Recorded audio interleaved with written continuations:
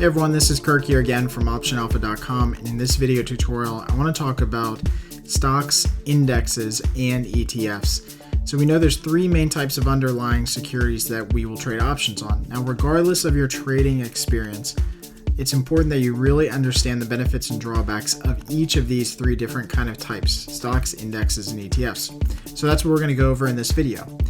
With stocks, here are the main benefits. First, there's thousands of possible companies to trade. I think the key word here is possible companies to trade. That doesn't mean that they're all great trading opportunities, but there are so many different securities out there that we can trade when it comes to stocks. So there's a lot of choice. Earnings trading opportunities are huge with stocks because they don't happen on ETFs and indexes.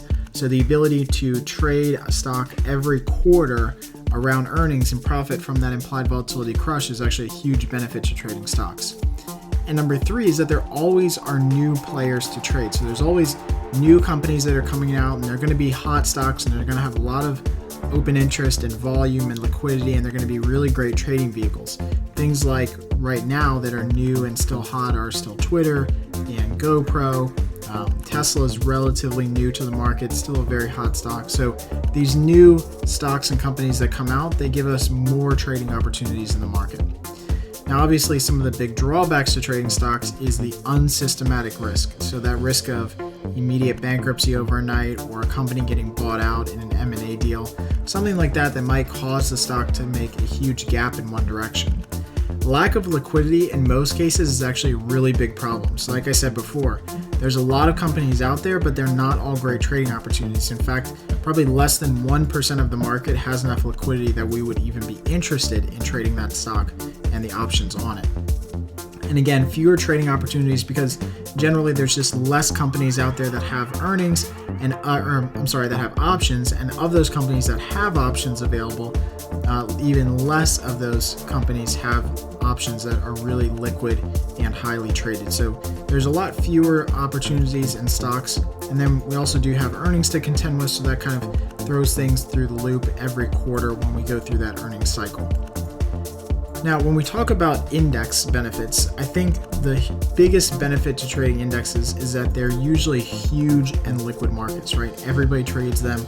They have a lot of liquidity because they're used with institutions and hedge funds and private equity shops. So there's a lot of market players in there, which creates a very deep market. They're easy because most of them settle to cash. So indexes like SPX and RUT and NDX all settle to cash. So there's not a lot of trouble that you have to go through at expiration if your position's in the money or out of the money. It's just all settled to cash, so there's no underlying stock that trades hands. The other major benefit is that it gives us a lot of hedging potential, right? We often will use in our own portfolio the SPY or SPX as a hedge against some of our other positions. So if we get a little bit too overbalanced in one area or another, a little bit too bullish or too bearish, we'll come in and use one of the major indexes as a way to hedge some of our positions because it's very liquid, again, easy to get in and out of, and it's settled to cash. Some of the major index drawbacks are that option contracts are just larger in value. On the SPX, we know this is true. On the RUT, we know this is true. NDX, we know this is true. Those are just larger valued contracts, so they tend to scare away some of the smaller retail traders. And we also tend to see lower implied volatility because these are index options and they're baskets of securities. They're not making dramatic moves up and down every single day. We're not seeing 5 or 10% moves every other day, so they tend to have overall lower implied volatility, which just makes them a little bit harder to trade with regard to getting an edge in the market. And they don't have the ability to trade earnings on, and that can sometimes be a good thing, but if markets are really calm and implied volatility is really low, then it's really bad because we can't trade a lot of stocks. We also can't trade indexes because implied volatility is low. We don't have that potential to trade earnings throughout that low implied volatility market. Now, when we talk about ETF benefits, the first and major benefit of trading an ETF or a basket of securities is that it has less tail risk compared to a single stock. So when we talk about tail risk, that's the risk that we mentioned earlier in this video, the risk that a stock just has a huge move up or down because of a bankruptcy or an M&A deal, with ETFs, since they're baskets of securities, they don't tend to see huge moves in one direction or another, and that's why people like to trade them, but that's also a really big benefit.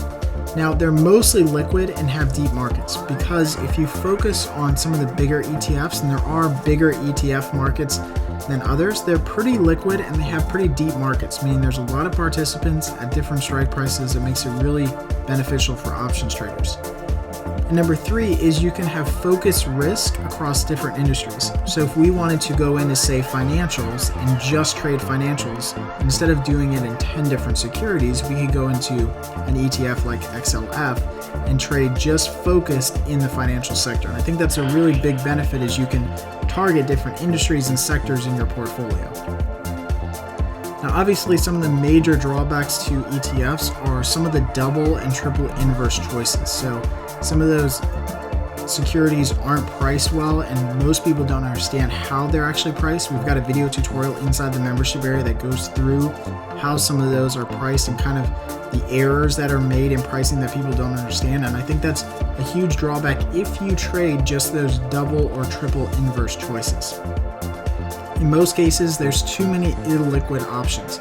So like we said, the ones that are really popular have great liquidity, but the ones that are not so popular, because there's a lot of choices, don't have good liquidity at all.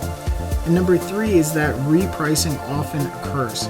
And what we tend to see is that in some of these double or triple inverse ETFs, when the security gets so low that it becomes almost non-tradable, they'll reprice it back up to a higher level, kind of reset the clock all over again.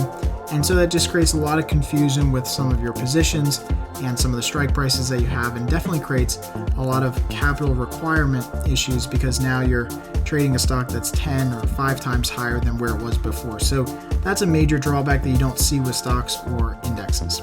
So I hope you guys enjoyed this video, just going through kind of these 3 different categories of underlyings that we can trade, both the benefits and the drawbacks.